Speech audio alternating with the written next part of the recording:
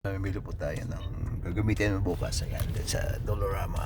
So, punta tayo doon. Dito tayo. Mamili tayo ngayon. Ayan. Mamili tayo. So, mamaya uli guys. Ano tayo pala? Bili tayo nito. Ayan. Talagyan. Lagyan tayo palagay yung pagkain. Ayan. Bili tayo ng 10, ang isa 10 piraso. So siguro mga 60. So may uli guys. Ayan natin yan.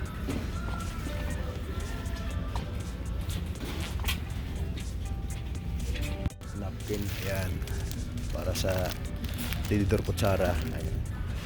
Tayo. Tinidor, ayan.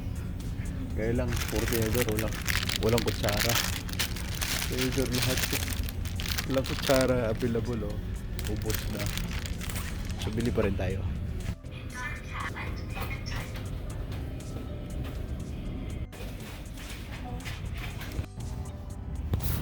Ayan, tapos na tayong mamili ng mga lalagyan.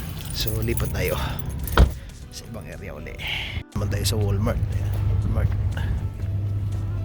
Ito ng rice guys. Right. Bili tayo ng isa. Ito. Tayo ng tubig. Ayan. Pure Life. Bili tayo nyan. Ayan guys, sa kabila tayo. Ayan. Ito yung chicken. Ayan. Kailangan ko ng 15 ito. Ganito. So, nandito lang is 1, 2, 3, 4, 5, 6, 6. Bili na natin. Ayan. Ayan. Nakabili na tayo. Ayan. Ayan na siya. Lahat. May order tayong siyam sa chicken. Ganito. Dahil kulang yung luto nila. So, babalikan uli within 45 minutes. Yun. Magkakarga tayo. Babalikan ko lang sa anak ko. See you there guys. Tapos na tayo. Ayan. Tsaka ito. Meron pa doon sa yung tubig. Ayan. Tubig at saka bigas. Ayan. Ayun guys. Nakabili na tayo. Meron pa tayong in-order na siyam pa na ganito. Siyam na ganito. So ayan. Kailangan ko pang pabalikan sa anak ko. So ayan. Nakarami na. Nawa maging successful ang aming feeding program sa mga homeless. So, maraming salamat. Don't forget to subscribe, like, and share. Click the notification bell para update kayo sa mga bagong videos. God bless you guys. Guys, purpose namin ito is, ito kasi desire ng puso namin. Kaya, naisipan ko nawa. Merry Christmas muna sa lahat. Nawa, magtuloy-tuloy yung aming ako number 1, ito yung kain ko. Salamat sa mga brothers ko na tumulong sa akin. So sana magtuloy-tuloy yung aming pagpipeding program.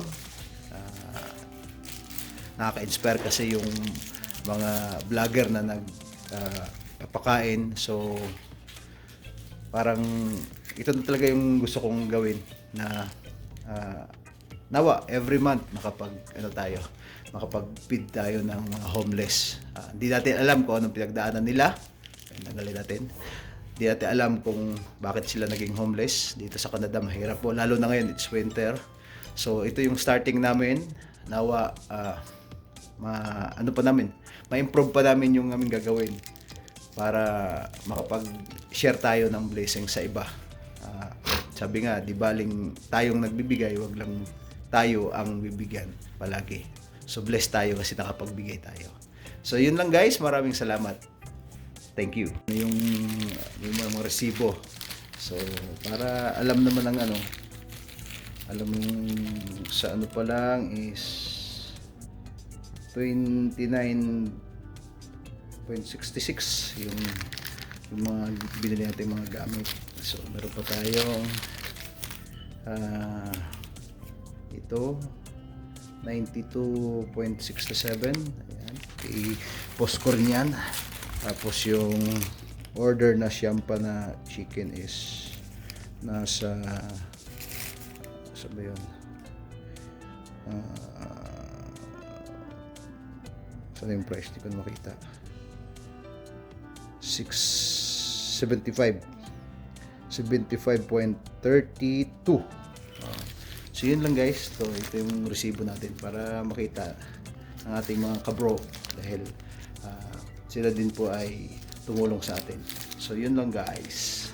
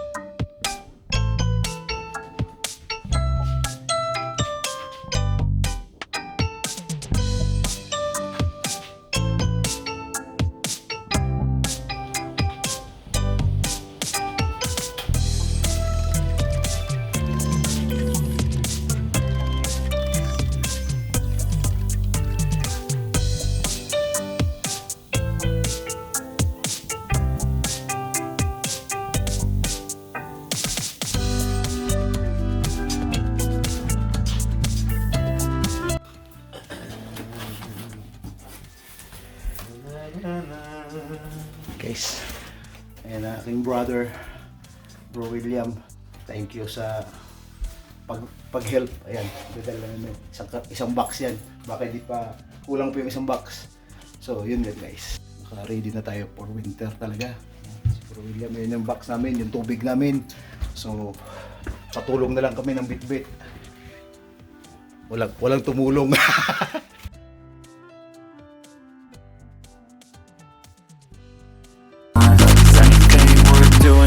Cause I'ma live life